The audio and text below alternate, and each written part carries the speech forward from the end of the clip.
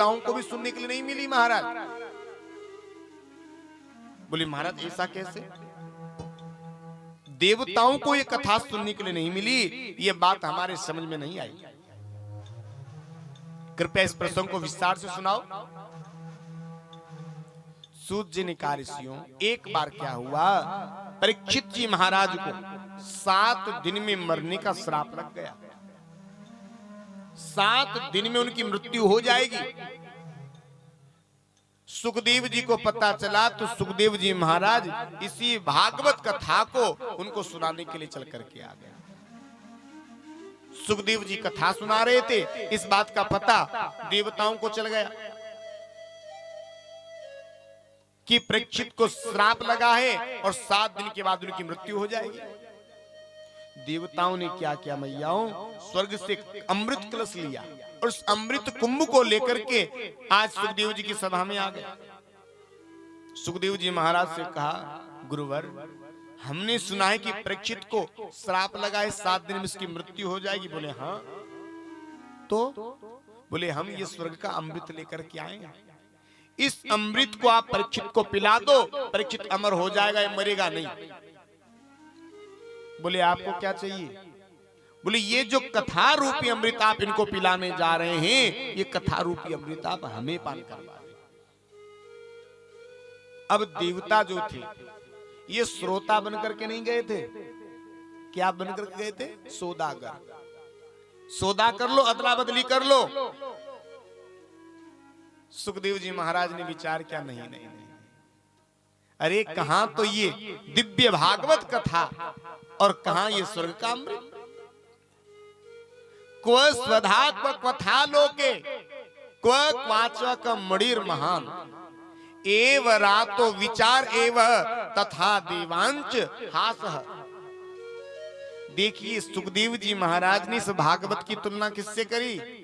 भागवत की तुलना करी है महाराज पारस पत्थर से। पारस पत्थर में गुण होता है, पारस को तुम यदि लोहे से अड़ा दोगे तो लोहा लोहा नहीं रह जाता, वो लोहा सोना बन जाता है, सोना बन जाता है।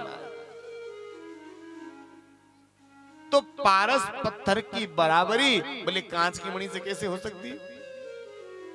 लेकिन फिर भी सोचा नहीं नहीं, परीक्षित से ही पूछ लेना चाहिए, हो सकता है इसकी पीने की इच्छा हो। अरे परीक्षित देखो, ये देवता हैं अमृत कलश लेकर के, क्या अमृत पियोगे?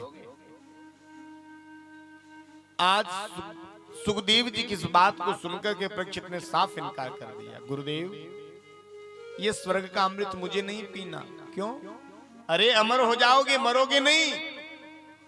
परीक्षित ने हाथ जोड़ ले कहा, गुरुदेव ये तो सत्य है कि अमृत पीने से मैं अमर हो जाऊंगा, लेकिन जीवित रह करके जो मुझे दुख मिलेंगे, जो मुझे यातनाएं मिलेंगी, जो मुझे कष्ट मिलेंगे, इनकी मुक्ति इस स्वर्ग रूपी अमृत से नहीं हो सकती। क्योंकि स्वर्ग रूपी अमृत पीने के बाद क्या होता है?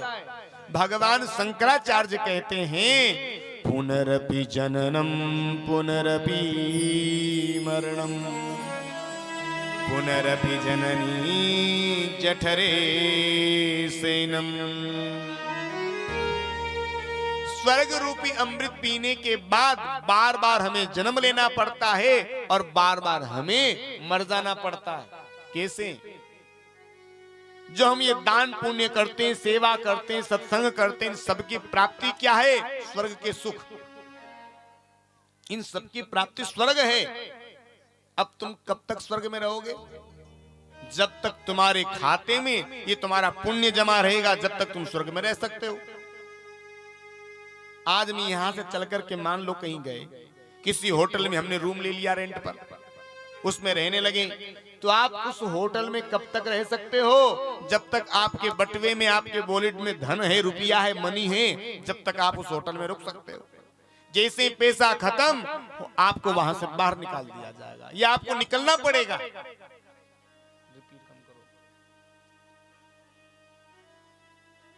ठीक ऐसे ही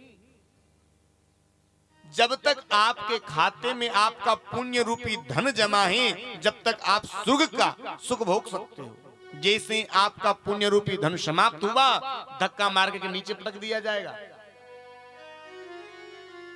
फिर वापस धर्म करो, फिर कर्म करो, फिर दान करो, फिर पुण्य करो, फिर यज्ञ करो, फिर पुनः वापस स्वर्ग में जाओ, फिर वापस वही चालू। परीक्षित ने मना कर दिया, नहीं नहीं गुरुदेव, मुझे नहीं पीना। तो सुखदेव जी महाराज ने इन देवताओं का भक्त समझा। भागवत में लिखा है, अभक्ता तास्य विज्ञाय न ददोष कथामृतम। श्रीमद् भागवती वार्ता सुराणाम अपि दुर्लभा। सुर किसको कहते हैं? सुर कहते हैं देवताओं को, और दुर्लभ कहते हैं कठिन को। जो भागवत की कथा उन देवताओं के लिए भी दुर्लभ है, ये कथा आज आपको और हमको सहजता से प्राप्त